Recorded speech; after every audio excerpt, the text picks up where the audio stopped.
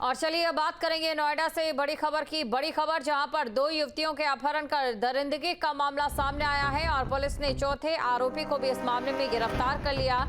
दरअसल नौकरी लगवाने के बहाने बुलाकर किडनैप किया जाता है। गाजियाबाद होते हुए मेरठ तक युवतियों को ले गए थे आरोपी। एक युवती द्वारा विरोध करने पर चलती कार से उसे फेंक दिया और कार से फेंकने पर युवती की मौत हो गई थी। दूसरी युवती के साथ चलती कार में गैंगरेप किया गया था।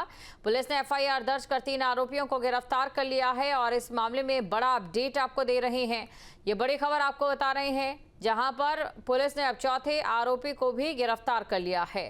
तो पुलिस की ओर से अब चौथे आरोपी को गिरफ्तार कर लिया गया।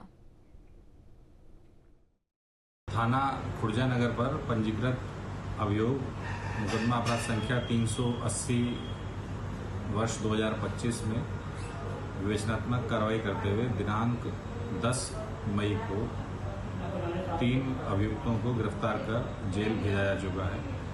विवेचना के मध्य संकलित साक्ष्यों के आधार पर एक और अभियुक्त रिंकू पुत्र हरि सिंह निवासी खुर्जा नगर को दिनांक 15 मई को थाना खुर्जा नगर पुलिस के द्वारा गिरफ्तार कर जेल भेजा गया है। प्रकरण में साक्ष्य संकलन की कार्रवाई करते हुए अग्रिम विधिक कार्रवाई की जा रही है। ग्रेटर नोएडा के सूरजपुर थाना इलाके में रहने वाली 2 युवतियों का 6 तारीख को अपहरण किया गया। उनकी नौकरी लगाने का झांसा देकर 3 आरोपियों द्वारा कार में उनको बैठाया गया और ग्रेटर नोएडा से गाजियाबाद होते हुए आरोपी मेरठ तक ले गए। आरोपी दोनों युवतियों के साथ गैंगरेप की घटनाओं को अंजाम देना चाहते थे, लेकिन एक युवती ने जब विरोध किया तो उसको चलती कार से सड़क पर फेंक दिया। मेरठ इलाके में उस युवती को फेंका, गाड़ी से उसको फेंकने पर उसको गंभीर चोटें आई और उसकी मौत हो गई। उसकी लाश मेरठ पुलिस ने बरामद की। इस पूरे मामले में दूसरी युवती के साथ इन युवकों द्वारा गैंगरेप की घटना को अंजाम दिया गया और गैंगरेप की घटना को अंजाम देने के बाद उसका न्यूड वीडियो बनाकर उस पर दबाव बनाना चाहते थे। न्यूड वीडियो इसलिए बनाना चाह रहे थे ताकि पीड़िता पुलिस से शिकायत ना कर पाए। इस पूरे मामले में कार्रवाई करते हुए पुलिस ने मुठभेड़ में 2 आरोपियों को गिरफ्तार किया। उसके अलावा उनके 2 और आरोपियों को गिरफ्तार किया। चारों आरोपियों ने मिलकर इस घटना को अंजाम दिया था और 6 तारीख की शाम को सूरजपुर थाना इलाके से दोनों युवतियों को नौकरी लगवाने का झांसा देकर मेरठ की तरफ ले गए और मेरठ से वापस बुलंदशहर होते हुए खुर्जा इलाके में पहुंचे और खुर्जा इलाके में किसी तरीके से गैंगरेप पीड़िता इनके चंगुल से छूटी और खुर्जा पुलिस को पूरी जानकारी दी। पुलिस ने मामले की गंभीरता को देखते हुए एफआईआर दर्ज की और एफआईआर दर्ज करते हुए इस पूरे मामले में आरोपी संदीप, गौरव, अमित और रिंकू को गिरफ्तार कर लिया। रिंकू खुर्जा का रहने वाला बताया जा रहा है और रिंकू द्वारा भी इस पूरी घटना में सहयोग किया गया था और इस घटना को पुलिस से छुपाने का भी काम किया गया था। और महोबा में पुलिस का ऑपरेशन क्लीन जारी है। ये बड़ी खबर। मुठभेड़ में 25,000 का शातिर चोर गिरफ्तार कर लिया गया। बदमाश के पैर में गोली लगी है। तो बदमाश पर चोरी, गैंगस्टर सहित 9 मुकदमे दर्ज है। ये बड़ी खबर आपको बता रहे। लंबे समय से फरार चल रहा था बदमाश। खन्ना थाना क्षेत्र के इलाहीपुरवा के पास से मुठभेड़ हुई है। तो खन्ना थाना क्षेत्र के इलाहीपुरवा के पास से मुठभेड़ हुई है। बदमाश के पैर में गोली लग गई।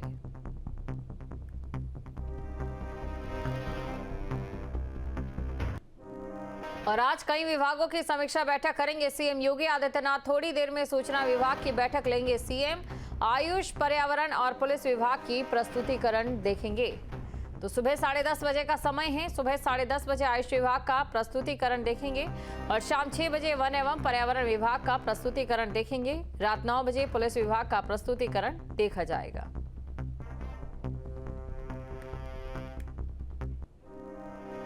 सीतापुर में ऑपरेशन सिंदूर की सफलता और भारतीय सेना की वीरता को देखकर विशाल तिरंगा यात्रा का आयोजन किया गया है। इस यात्रा का मकसद पाकिस्तान को मुंहतोड़ जवाब देने वाली सेना के शौर्य को नमन करना और राष्ट्रभक्ति का संदेश देना था।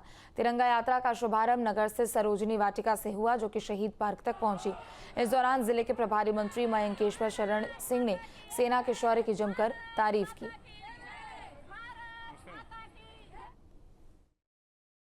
जिस तरीके से हमारे सैनिकों ने जिस धैर्य और जिस मजबूती के साथ पाकिस्तान के अंदर घुस के और पाकिस्तान के जितने आतंकवादी ठिकाने थे, साथ ही साथ पीओके के अंदर जो आतंकवादी ठिकाने थे और उसके साथ साथ जो उनकी कई हवाई पट्टियों पर जिस तरीके से ध्वस्त किया है, भारत ने 4 दिन के अंदर ही, और ऐसा पहली बार हुआ है कि दोनों देश न्यूक्लियर पावर से सज्जित हैं, लेकिन पाकिस्तान की न्यूक्लियर पावर भी धाराशायी हो गई।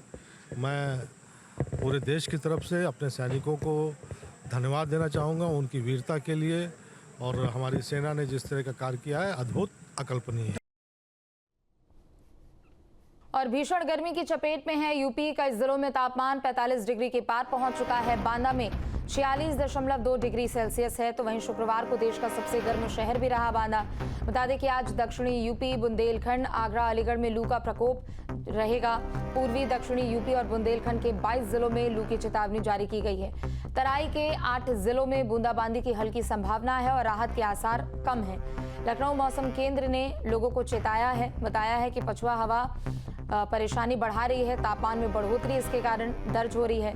बहराइच, बलरामपुर में शुक्रवार को हल्की बारिश ने कुछ राहत दी है। तो ये बड़ी खबर आपको बता दें, फिलहाल इस वक्त भीषण गर्मी की चपेट में है यूपी और कई जिलों में तापमान 45 डिग्री के पार पहुंच चुका है। बांदा में 46.2 डिग्री सेल्सियस दर्ज किया गया और शुक्रवार को देश का सबसे गर्म शहर रहा बांदा, चूंकि 45 के पार यहां पर तापमान पहुंच चुका है। आज दक्षिणी यूपी, बुंदेलखंड, आगरा, अलीगढ़ में लू का प्रकोप होगा। वहीं पूर्वी दक्षिणी यूपी और बुंदेलखंड के 22 जिलों में लू की चेतावनी जारी की गई है और लोगों को फिलहाल कुछ दिन तक गर्मी से राहत नहीं मिलने वाली है।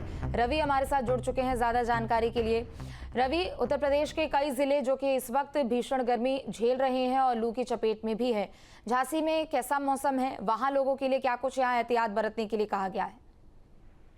जी, आपको बता दें कि उत्तर प्रदेश में लगातार गर्मी का कहर जारी है, तो झांसी में भी गर्मी अपना कहर बरपा रही है, जहां पर सुबह से ही लगभग शरीर को झुलसा देने वाली गर्मी का कहर देखने को मिल रहा है। जहां तापमान इस समय अगर बात की जाए तो 32 से 35 के करीब सुबह 7 बजे का तापमान झांसी में इस समय मौजूद है। दोपहर होते होते यह तापमान 42 से 45 और 46 के करीब पहुंच जाता है, जहां पर लोग सुबह से ही अपने रोजमर्रा के कार्य निपटा कर अपने घरों में दुबक कर बैठ जाते हैं।